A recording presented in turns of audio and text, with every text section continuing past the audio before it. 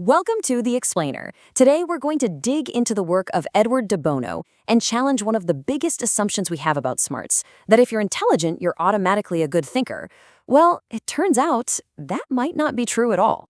Okay, to really get our heads around this, let's kick things off with a simple but really powerful analogy. It all comes down to the difference between the machine and the person at the wheel. So, picture this. You've got two drivers. The first one has a beast of a car, a Ferrari. All the raw potential in the world, but they just stomp on the gas and rely on the car's power. Then you've got the second driver in a humble little Fiat, but this person has spent years deliberately learning the skill of driving. So who's the better driver? It's not about the better car, is it? It's all about high potential versus high skill. And that right there is the heart of de Bono's argument. He says intelligence is just potential. It's the horsepower of that Ferrari. But thinking? That's a completely separate learnable skill. That's the driver's ability. Just because you have a fast brain doesn't mean you actually know how to drive it. So what happens when you have all that horsepower, but you don't have the skill to back it up? Well, that's where things get really interesting and kind of dangerous. It can lead to something de Bono called the intelligence trap. And here's how the trap works. A highly intelligent person can use all that brain power not to explore a subject and find the best answer, but to build an ironclad defense for their initial position, even if it's a terrible one.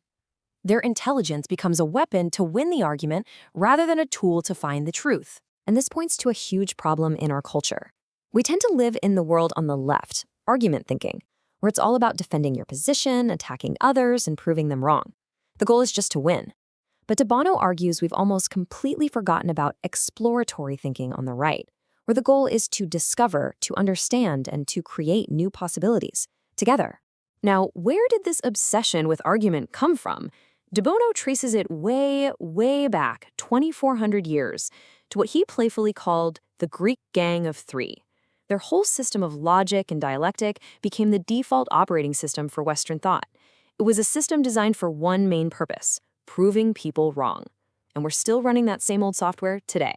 Now, de Bono isn't saying logic is bad. Not at all. His point is that it's just one part of the machine.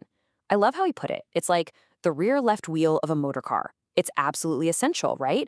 But it's not the whole car. It's just not enough. So, if our default mental software is basically ancient and incomplete, what do we do? Well, the answer isn't to just think harder using the same old tools. The answer is to install an upgrade, to start treating thinking itself as a skill you can actually learn. And this is a huge mental shift. We have to stop assuming that thinking is just this automatic thing that comes with being smart. Instead, we need to see it as software, a set of deliberate tools and frameworks that you can learn, that you can install in your brain, and that you can practice to better direct all that raw intelligence. This hardware versus software distinction is everything. Your brain's raw processing speed, that's the hardware, that's your intelligence. But the frameworks and tools you use, that's the software, that's your thinking skill. And here's the best part. You can always upgrade your software. Think about this for a second. Every great creative idea seems completely logical and obvious after the fact, in hindsight. And that's exactly why our old argument-based software fails us when we need new ideas. You can't use logic alone to get to a creative solution, because creativity is a leap.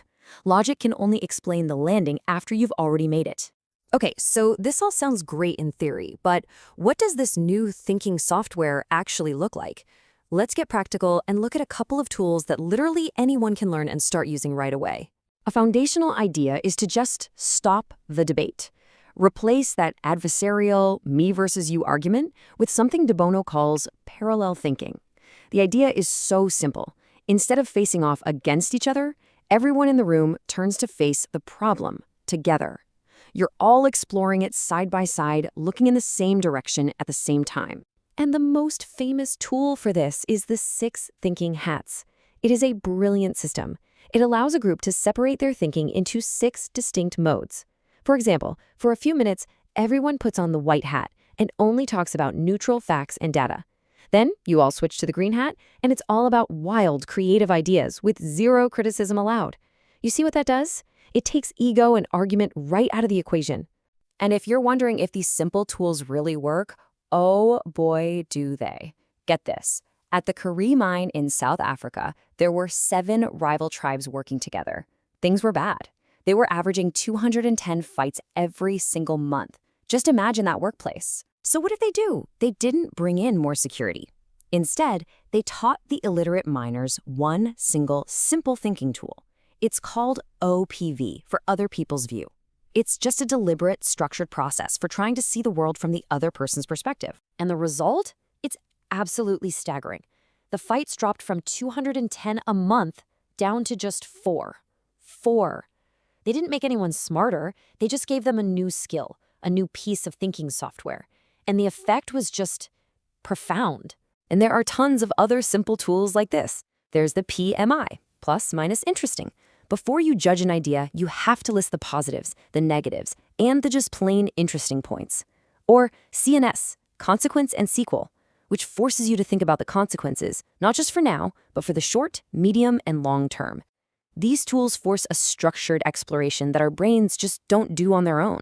So it all comes down to this. After spending a lifetime teaching thinking to everyone from Nobel laureates to children with Down syndrome, De Bono concluded that the single biggest barrier to better thinking isn't a lack of intelligence, it's arrogance. It's the belief that you're already smart enough and that you have nothing new to learn about how to think. And that leaves us with one final question to ask yourself. Think about your own mental horsepower. Are you using it to explore the world with curiosity, to see things from new perspectives? Or are you mostly just using it to defend the territory you already hold and to win arguments? The answer might just surprise you.